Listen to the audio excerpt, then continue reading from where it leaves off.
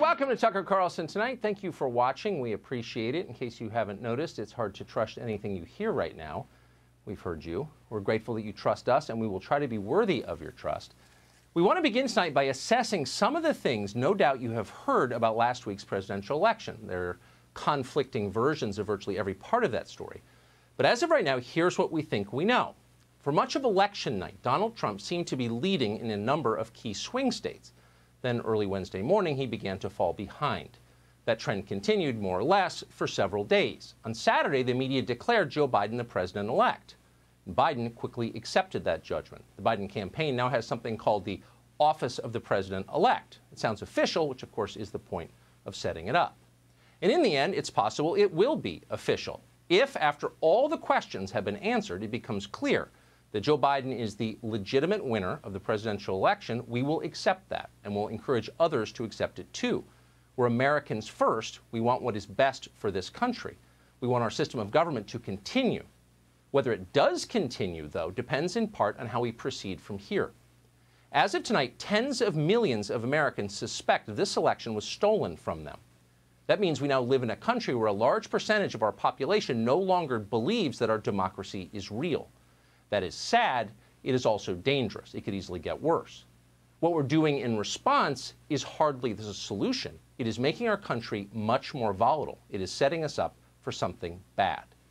In a democracy, you cannot ignore honest questions from citizens. You're not allowed. You can't dismiss them out of hand as crazy or immoral for asking. You can't just cut away from coverage you don't like.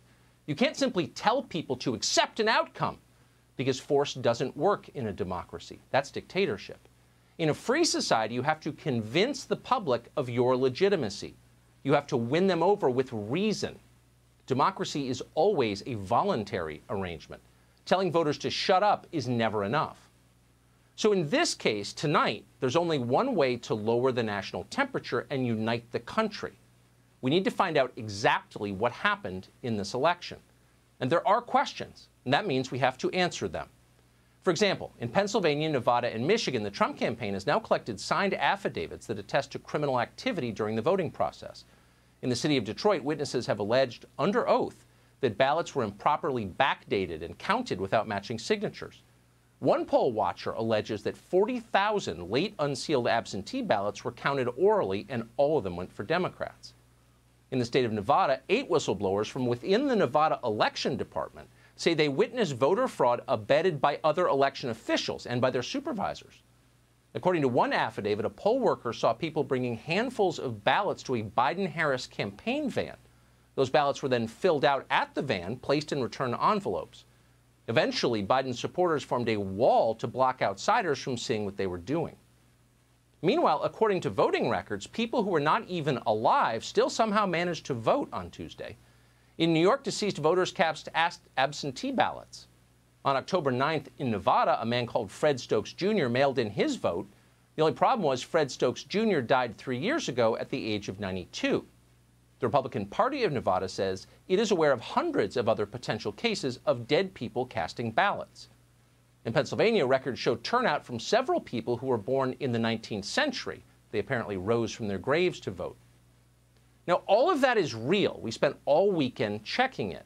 False claims of fraud can be every bit as destructive as the fraud itself, so we need to be careful and responsible, all of us. But what we just told you is true, and there's more of it. Just hours ago in the state of Georgia, an election official admitted that they will find illegal votes and double voters when they check the voter rolls. Let me be perfectly clear on another point. We are going to find that people did illegally vote.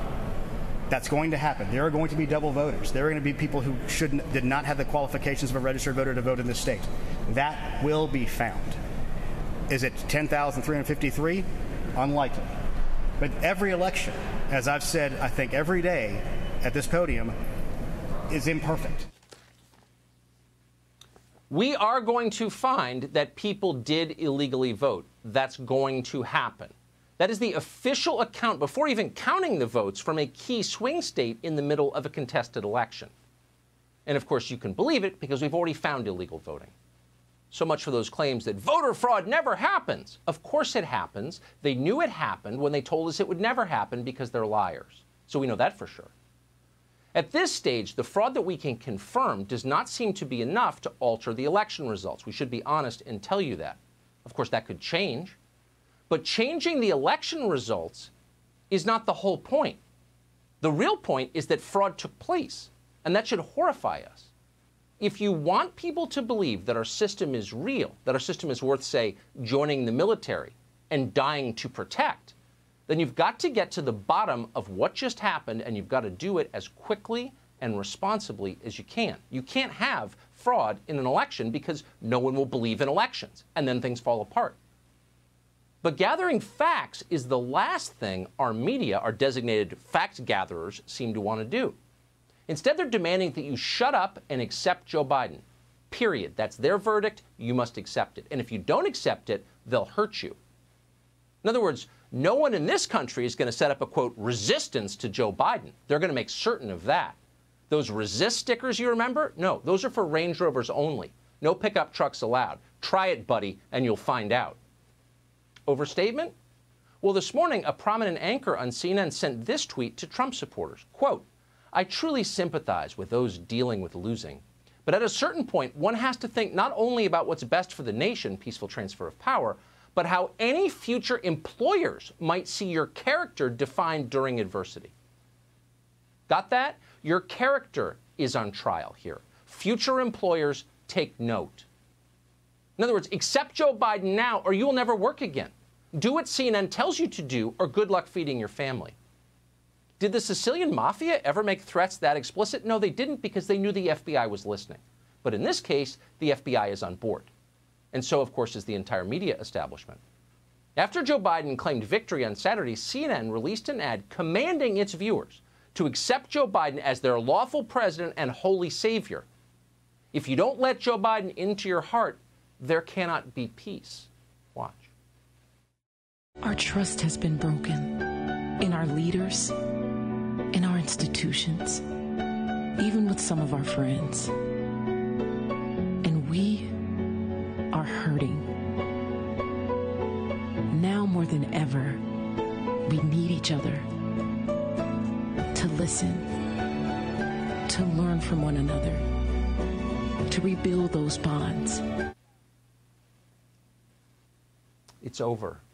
Now's the time to come together. Now's the time for healing, or else. So what exactly is this healing that they're looking forward to, that they're commanding you to participate in? Well, Michelle Obama's thought a lot about healing. In her message of unity, Michelle Obama wrote this, quote, let's remember that tens of millions of people voted for the status quo, even when it meant supporting lies, hate, chaos, and division, end quote. That's the unity message. Let's remember who disobeyed. Let's hurt them. Let's remember the people who voted for our political opponents. Sandy Cortez of Westchester didn't need to be reminded because she hadn't forgotten. Cortez asked this, quote, is anyone archiving these Trump sycophants for when they try to downplay or deny their complicity in the future? In the future? Is George Orwell writing her scripts? No, she's writing them herself. And the answer, of course, to that question, the question, is anyone keeping track of the Trump supporters who must be punished into perpetuity?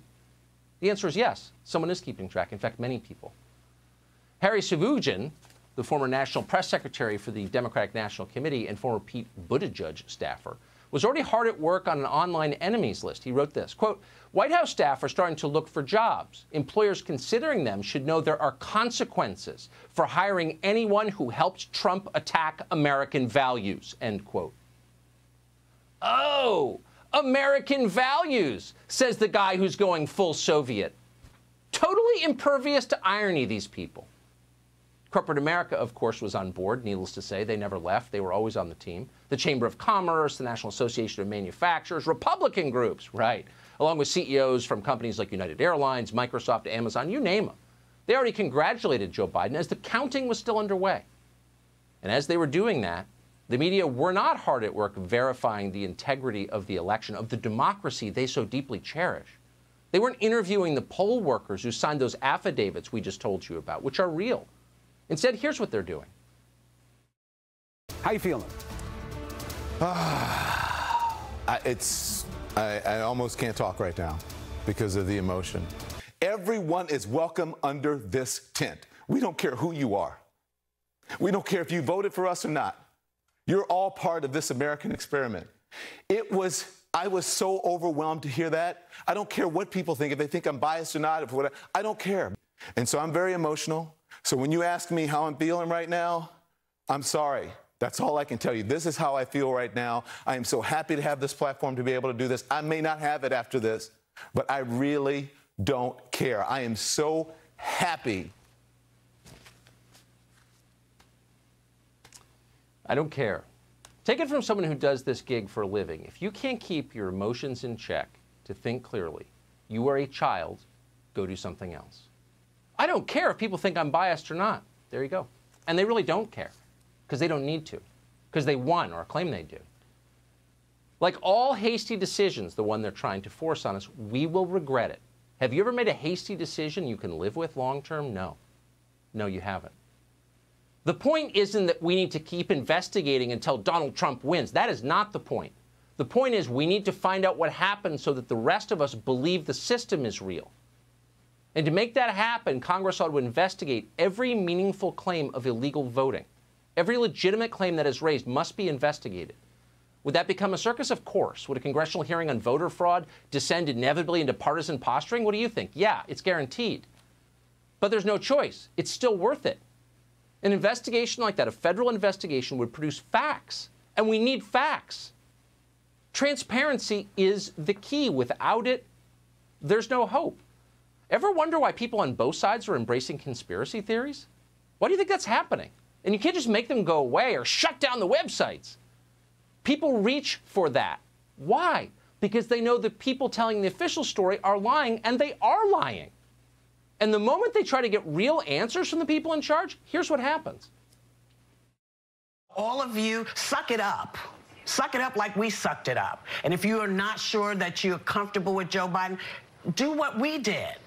Find things and then take it to the law. And if the law says it's something to look at it. But from now on, suck it up. Grow the pear for him that he can't grow for himself. Because this is ridiculous. You're not sure that he won. You bringing into question all these Americans who voted legally, came out and stood and voted. How dare you question it? The unhappiest people in the world have all the power. And how dare you question it? How dare you ask why dead people are voting? How dare you question the decision desk, plebe? Who are you? Their contempt, evident all along, is completely out in the open right now. If you won't admit that Joe Biden is the president, even though votes are still being counted, guess what you are? And you saw this coming, ladies and gentlemen. You're a racist.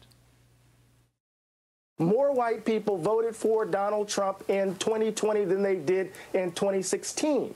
So the reckoning that we're experiencing as a nation, at least to my mind, shows us that race, selfishness, greed continue to threaten the very life of our republic. Oh, of course. Racism, says the Princeton professor. Of course. Not a surprise. That's always the answer when they want to force you to be quiet. The question is there a shelf life on this? How long do the people in charge think they can continue making the same play again and again and again? How long can the most privileged people in our society, the Princeton professor, berate those beneath them into silence from their perches on cable news? They probably imagine they can do it forever, but they're wrong. It can't last. Nothing this grotesque goes on forever. At some point, it will end. We hope the system won't explode at that point, but that's where we're going. So what's the solution? How do we fix it? How do we bring the country together? How do we calm things down? How do we make an America you want to live in? And the only answer, the only solution is honesty. Let's all stop lying. Lying about everything that matters, every day of our lives. That's what we're doing now. Have you noticed? How many times did you lie today because you had to? Let's repeal our national dishonesty mandate. It's a law never codified, but still ruthlessly enforced. And tell the truth instead. That's our only hope. Tell the truth about everything. Declassify the documents. Note the obvious right in front of you. Get to the bottom of it all. Why shouldn't we do that? What we're doing now clearly isn't working. Enforced lying is making everyone paranoid and crazy. Truth cannot be worse than what we're living through now. One of the first things that we should be honest about is that the worst forms of election tampering took place far from polling sites. It wasn't votes from dead people. Those are bad. But they weren't the worst thing. The worst thing was more obvious than that. The worst thing was Silicon Valley. The tech monopolies spent the final weeks of the presidential election suppressing the voices of Trump supporters and hiding damaging information about his opponent, Joe Biden. That happened. We saw it firsthand. We experienced it. You may have too. In August, Facebook banned the pro-Trump Super PAC Committee to Defend the President from buying any campaign advertising. What? What election has that happened in? None. Just a few weeks ago, as you well know, the New York Post published true and accurate details of the Biden family's lucrative overseas influence peddling operation, which was real, which Joe Biden knew about. Facebook, in turn, limited the distribution of this article, and Twitter blocked people from posting. In other words, they censored it. They kept people from knowing about it. And on what basis? Nothing in those articles was untrue, but they censored it anyway, along with any content that was critical of lockdowns and mandatory mask wearing. Why? Because Biden supported those. There are many threads to this. There's overwhelming evidence it happens. We'll just pick one piece. A report from Breitbart. They took a lot of time to look into what Google was doing to them. They found that Google suppressed its stories about Joe Biden in the middle of 2020 through Election Day. Suppressed them. Quote, clicks and impressions to Breitbart News from Joe Biden Google searches displayed a healthy pattern of activity until the middle of 2020 when they suddenly flatlined. The plunge first occurred after a major update to Google's search algorithm in May 2020. Ask anybody in digital news. Do searches for the names of candidates decline as we get closer to the election? No, probably not. In fact, they accelerate. But not if Google is censoring you, which is what they were doing. None of this is normal. It doesn't matter how often or how emphatically CNN encourages it, tells you it's fine, tells you it's necessary to suppress disinformation. It's totally wrong and it's crazy. Democracy cannot survive tampering like that. The Biden campaign knows exactly what happened. They know exactly the degree to which they benefited from it. And that's why they're rewarding their co-conspirators in big tech with even more power. Biden apparently has already hired Jessica Hertz, that's Facebook's former associate general counsel, as well as Cynthia Hogan, the former Apple vice president for government affairs. Oh, kind of an inside game? Yeah. Reportedly, Biden has also considered naming Eric Schmidt, the former top executive at Google and a big Biden donor, to his technology industry task force in the White House. This is not a matter of rewarding your supporters. It's much bigger than that, and it's of deep concern to every American. If we're going to have free and fair elections going forward, and we must, then we have to end Silicon Valley's total control over information. It's the first thing we must do. We can't have free and fair elections without doing that. If voters aren't allowed to learn critical facts about political candidates before they vote, you can't have a democracy. And of course, that's why they're doing it. And then at some point, we need to understand what happened to the polls. The polls this year were profoundly wrong. They're pretending otherwise now. They were fine. They weren't fine. They're lying to you when they tell you they were fine. They were measurably not fine. We could go on for an hour. Let's sum it up for you. Pollsters told us Republicans would lose seats in the House last week. They gained seats in the House. They told us Joe Biden would crush Donald Trump in the general election. He didn't. We're not alleging some formal conspiracy between pollsters, by the way, just so you know. We don't think they all went out to dinner together and rigged it. We assume that many pollsters made honest mistakes. Some of them are good people. On the other hand, and this is irrefutably true, nearly all of their mistakes helped Joe Biden. The final Real Clear Politics polling average had Joe Biden up 7.2% in the national popular vote. The final Quinnipiac poll said he was up 11%. Biden's current lead comes in at just over 3%. Those are big errors. Quinnipiac's polls weren't just wrong nationally. They were wrong all over the country. And bad polling has an effect, a big effect, at many levels. Here are a couple. In South Carolina, for example, Quinnipiac released 3 separate polls that showed Lindsey Graham was tied with the Democrat challenging him, a man called Jamie Harrison. On the basis of that, Harrison was able to raise over $100 million. That's the most ever for a Senate candidate. So Jamie Harrison or any of these other candidates went to donors in Los Angeles, New York, the money centers for the Democratic Party, and said, look at these polls. We've got a shot. Boom, $100 million. $67 million for the Democrat who lost in the state of Maine. In South Carolina, Jamie Harrison lost the race by 10 points. It wasn't close. In Ohio, Quinnipiac's final poll showed Joe Biden up by 4. Trump inverted it and won by a little over 4%. So none of these errors were limited to one polling outfit. Most of the polls were way off. Why does that matter? It's not just annoying, it's significant. Research shows that polls influence voting behavior. So effectively, all those errors amounted to voter suppression. And it's really clear why. When people believe that their candidate can't win, and that's what the polls told us, can't win, they are less likely to vote for that candidate and much less likely to send him money. Would you want to be the guy sending money to a losing candidate? No, you wouldn't. And no one else would either. A study by researchers at McGill University and the University of Toronto found this, quote, polls may lead people not to vote for a given party because that party is perceived to be unlikely to win. Yeah, didn't need researchers to tell us that. That's obvious. Maybe that's why they did it. We don't know. We should find out. And finally, another massive source of election interference that we should get to the bottom of came from our public health authorities and the politicians who run some of our biggest cities.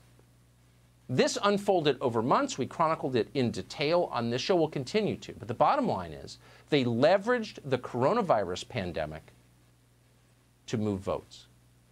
They certainly leveraged the pandemic to change the way we vote in ways they knew would benefit them. They're almost willing to admit that now. In New York, the governor there, Andrew Cuomo, announced that politicians would be, quote, taking a new tone on coronavirus now that Joe Biden is the president-elect. In other words, the great orange emergency has passed now, and it's party time. Watch thousands of Joe Biden supporters, including Chuck Schumer himself, gather side by side, literally sharing wine bottles in the streets. Suddenly, the deadly epidemic scares them not at all. Now we take Georgia, and then we change the world.